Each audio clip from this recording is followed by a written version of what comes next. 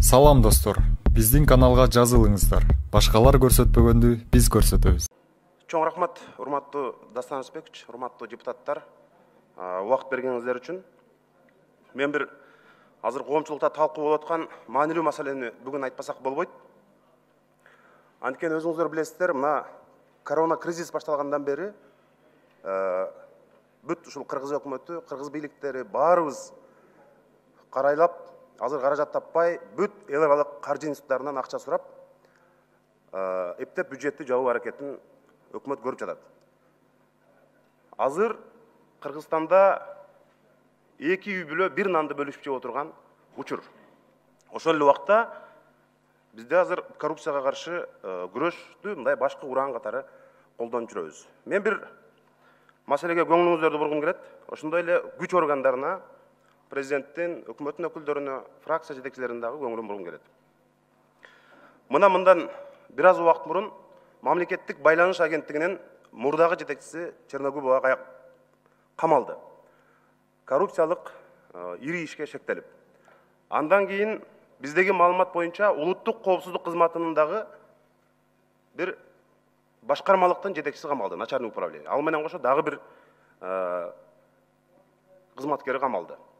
Өкмөттүн аппаратынан дагы ушул күндөрү ушул маселе боюнча сурак берип атышат. Бул жерде абдан ири сумма жөнүндө сөз болуп атат. Ошондуктан премьер-министр Мухаммедкалый Аблыгазиев өзүнүн бул ишке катыштыгы жок экенин сөзсүз далилдеш керек. Бул премьер-министрге чоң жардам болот. Эгерде катыштыгы болсо, ал түздөн-түз тез арада жооп бериши керек.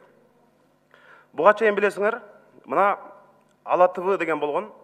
Ал жакында 200 мегагерц өзүнүн жыштыгы менен кошо Билайнга сатылган.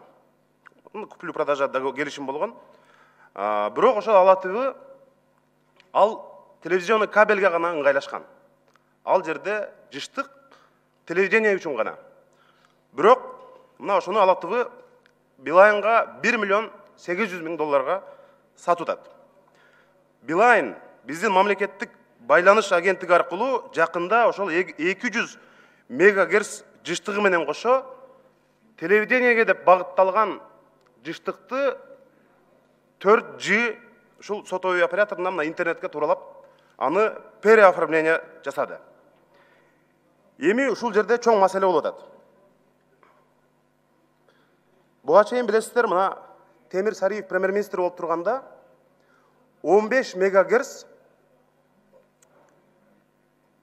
1 миллиард 500 миң сомго сатылган. Долларга айлантканда бир 25 миллион долларга сатылган. Аукцион менен, конкурс менен. Бул жерде азыркы премьер-министрдин тушунда 200 мегагерц 700 сомго кетип атат. 200 мегагерц. 15 мегагерц 25 миллион долларга сатылып атат. 200 мегагерц бекер кетип атат. Мына менде азыр мамлекеттик жана комитеттин байланыш боюнча каты турат. Жашыруун каты. Ошол убакта өкмөткө жазып атат. Бул келишим переоформление мамлекеттик кызыкчылыкка каршы келет. Бул жерде бюджетке миллиарддаган акча зыян келет. Биз бул 200 мегагерцтен бюджеттин чоң кемтигин толтурсак болот. Ошон үчүн биз мындай кадамга барбашыбыз керек деп, мына ушундай бил убагында мына ДСП кат менен берип атат. Бирок ошого карабастан, мыйзамды бузуп, эч кандай аукцион кылбай, конкурс кылбай туруп, булар мына казакстандык компанияга өткөрүп берип атышат. Бул жерде абдан чоң мындай маселе турат. Ага чейин ошондой эле дагы бир лицензияны башка сотовый операторлорго булар мына 900 миллион долларлык дерлик. Аны дагы мына бул мен ойлоп тапканым жок. Бул мамлекеттик коопсуздук кызматынын катты. Мына ГКМнын. Бул жерде турат 1000 сомго сатып жиберишкен. 1000 сомго. Ошол жерде ГКМнын эсебинде бул 900 миллион Америка долларына сатсак болмок. Бюджетибизди ошол менен толтурсак болмок деп жазып атат. Эми ошондо жалпы эсеби ушул жыштыктан бюджет дээрлик мына мен адистердин, эксперттердин, мурда иштеп кеткен, азыр иштеп аткандардын эсебинде 5 миллиард сомго зыян тартып атат.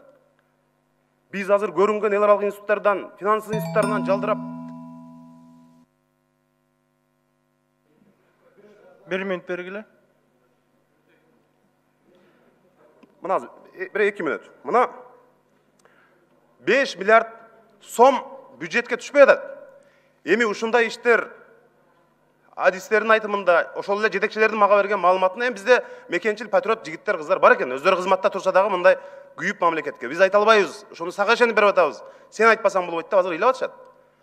Премьер-министрдин уруксаты жок, бул болбойт.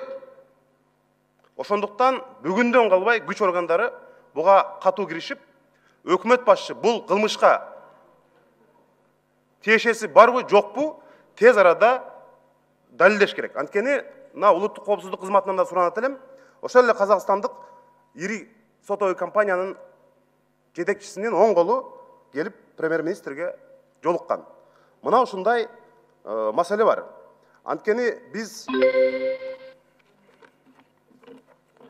мен айтат элем, урматтуу депутаттар, урматтуу күч органдары, тилекке каршы убактын бүтүп баратат. Мына бул Дастан Рысбекович, 30 секунд. Мына буга чейин биз билесиңер, алтынды саткан учур болду, жерди саткан учур болду, кенди саткан учур болду. Бирок азыр биздин мына биз дем алып аткан абаны сатып акча жасагандар азыркы өкмөттүн тушунда пайда болду. Азыр улуттук коопсуздук кызматында 4 адам ушул боюнча абакта жатат. Тергөө абагында. Муну адилеттүү тергөөнү жасап, мына урматтуу фракция жетекчилери, урматтуу парламент, мына биз тандаган өкмөттүн кадамына мындай бир жоопкерчиликти берүү бул биздин